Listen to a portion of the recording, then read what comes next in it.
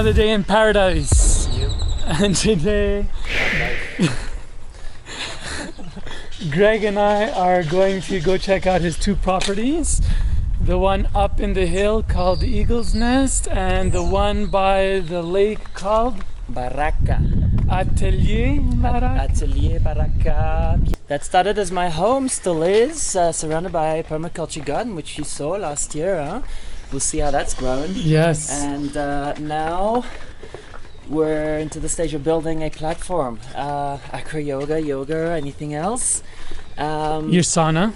A sauna, yes. Would you consider Baraka, transformational space for everything and anything that leads to journeying inwards, journeying with our bodies, and going through deep transformation in whatever form that may present itself.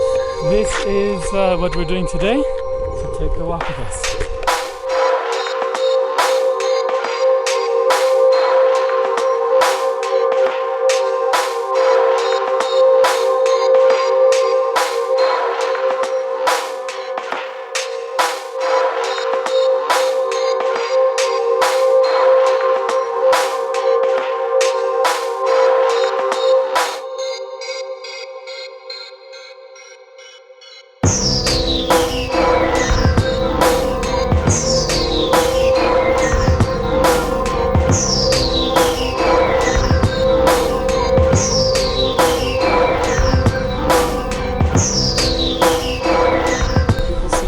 Having nice views, no?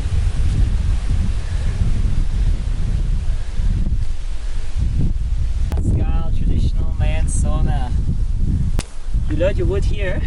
You can see there's a grid and a space underneath. That's for two things: ashes to fall through, and also unobstructed space for air to come in from the back, through and under. And this little channel, which is a design I saw online, it's called a Peter channel, and you have it extending 1 or 2 centimeters into the chimney space, and that also creates a rush of air that comes from top right through the wood, increases the burn, hotter burn, no smoke, and you feel the increase in temperature, and you hear it. You hear it whistle, and that's why it's called a rocket stove, because it sounds like a rocket. The original concept for the Temazcal, I had this idea of not wanting to lose heat, and people go in and out, the doors always opening, shutting. So I thought, okay, heat rises, so let's make the opening, the door in the floor space. A ladder, eventually, but right now we're just gonna climb in. There it is.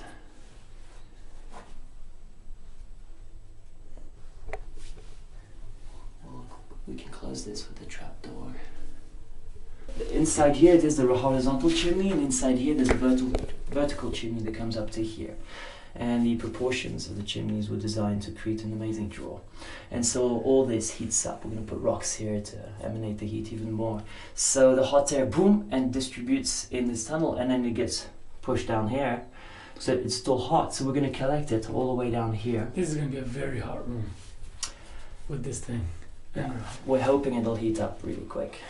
It started coloring, yes, and it's an infinity pool. The water will rise up to here and overflow. This will be a smooth finish, and it'll just go overflow into the void. And check out the view here. So the idea at eye level. Yes, because we didn't even see this. This was just coffee land. That was just, so now we've terraced it all, and we've already got, yucca and sweet potato just growing with not even any, just on the raw land. I didn't even put any compost or anything. So there it is. And you leave that for a season or two, and it just feeds you for no effort. It's a hassle-free emergency staple. So all this is also protecting the ground from evaporation. All the water that we're trying to retain further up is, and also any watering that is done or rain, then it's an extra layer of protection from the sun, so that the ground stays more humid. This is amazing. And then we may kind of go through it then and add plants to kind of create little permaculture groups of plants. They call them guilds, where each plant helps the other in a certain way. So there's known combinations you can do, and then you just get a more optimal setup. Protection from bugs, or one plant spawning the other to grow higher, like bean needs instead of putting a stake, you could put corn, for example. Or some plants fix nitrogen in the soil to help the other plants. So there's a whole bunch of functions performed by different plants, so they live more harmoniously. Now I know cotton's pretty nutrient intensive, so I don't know, I'd have to find out about the reality of growing cotton and whether it's the best thing for the land, but it could be fun to grow an acre of cotton and maybe then send it to local, what do you call the ones that make the threaders, and then have it sent back here, or also maybe having a project to cultivate natural dyes, and then we'd be reclaiming the process of making clothes. We've lost that connection with the original processes, so to reclaim that experience, one is part, I think, of a complete education in understanding why the world is the way it is, and because this is filling in some of the missing chapters, experiential realities that we've completely lost touch with. So water seeps through it slowly, and it's just watering the land below and to the sides of it, and gravity's doing all the work, and all the trees are just better off. And it's a way of storing water. It's a way of collecting rainwater and keeping it on the land and just sinking it deep instead of it just rushing to the lake. And that's the first thing, one of the first things about permaculture is water retention, and your aim is to get zero water runoff off your land. You want to capture ideally all the water that falls on your land. The plants are starting to do their work, and this is a really nice ground cover. It's called false peanut. Peanut looks a bit like this, but this doesn't have the peanuts. It's a nitrogen fixer because it is a legume. It will aid any plants growing around it by fixing nitrogen to the soil. We got big trees as well along the side. Look, this one I planted already. Look, that's just shot up. Hey, Simba! Hi! Who's the mascot? Yes. He's head of security. As everything's got to be approved and go through him. Peach tree. What else do we have? I think this is celery.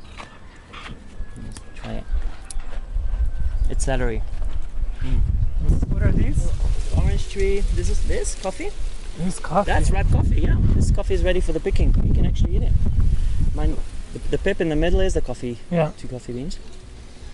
So you'll eat the pulp, not the beans. What part? This? The cherry. You spit out the beans. This is the coffee, but it's unprocessed. You can't eat this. But if it's ripe, the cherry is kind of slightly sweet. Yeah.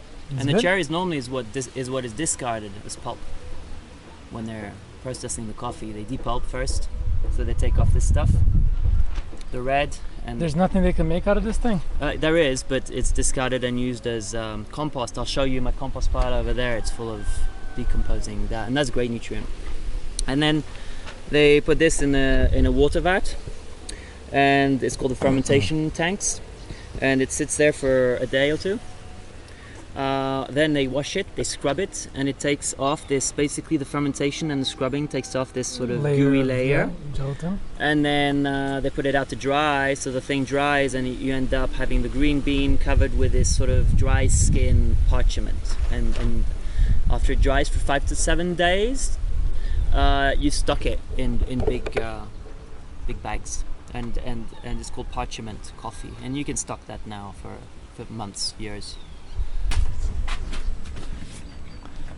And a little greenhouse. Look, I've got 3 varieties of squash that they grow like crazy in the garden. If you just let them, they just invade. And that's what we harvested. And a few amazing. More. And the start of our little sequence of ponds coming through here.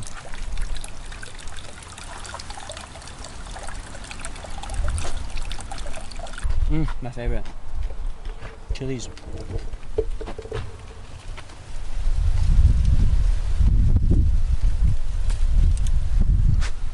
See, I think these are hot. We'll just test them.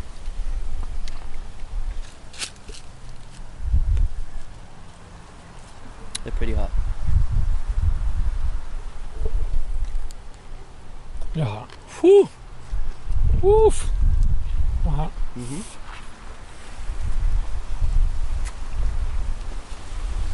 This is like the best view in the world to take a poop, to take a shit. And you should, right? Because no dog. we need to reclaim the fact that poop is gold. And so while taking a shit, you should actually be feeling the best ever, because a few months later, this is going to nourish what's going to nourish you. Yeah. This is closing the loop of the cycle of life, which through our modern ways of living, we've kind of had this disconnect. One, our aversion for anything bum, shit, anus, they're all taboo, right? It's emotionally kind of closing us off from not accepting and owning our shit, right? And we just flush it away. One, wasting a lot of water, and also it's disempowering because we make it someone else's responsibility, and we're losing nutrients. 8 months, a year later, I think after a few months you would empty it and cover it, and it would go through a second set of fermentation. And then you can literally put your hands through it. It looks dark and rich, and it's full on golden manure. The communal kitchen. Yeah. So a little, small work area. You'd have probably your wash basin. You can prepare or put things to dry here. You'd probably have your gas stove here. Some more preparation area. The cook has the best view in town. After 8, 9, 10 people here, we figured one disposition is to have benches either side, so you can have 1, 2, 3, 4. This is sort of an open bar hinged thing, so you could have up to 8 people dining, kitchen and other space. And I like it because it also fosters this community feel of some people could be sitting at the bar if they're not helping to prepare and have a drink, but be engaged with what's going on in the kitchen. And that's the eagle's nest. 3 entrances. One for the campsite there, this one's for the house eventually, and then the entrance to my house over there, which we're going to use because we're locked in here. Yeah. Okay.